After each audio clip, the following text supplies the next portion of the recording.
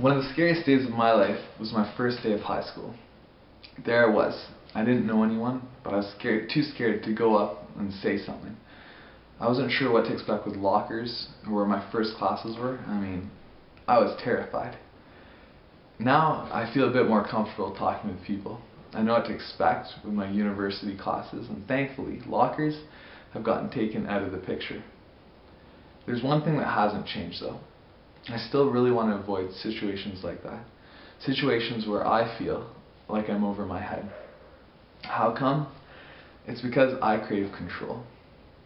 When I look at my life, realistically, I haven't had a lot of say in many things in it. I think of factors that had huge impact on my life, like who my parents were, where I was born, my interest in music or sports or art.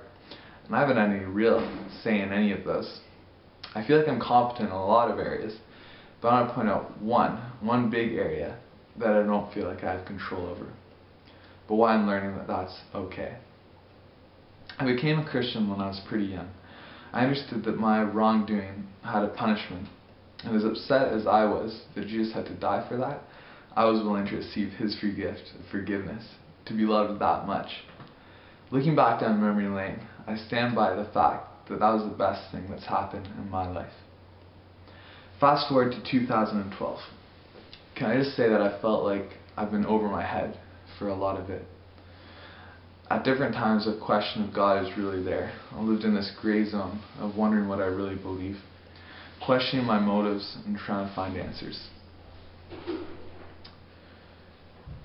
Blame it on society, blame it on science. I think I can trace this true problem to me being unwilling to hand over the small piece of control, but significant piece I have on my life to God. The reality I'm being faced with is that God demands complete control of my life. You know what? I believe that that is better, to trade something temporary for something that lasts. But as Jesus asked me to give, I've been looking for ways to get back into the driver's seat. The easiest way to do that is to discount God.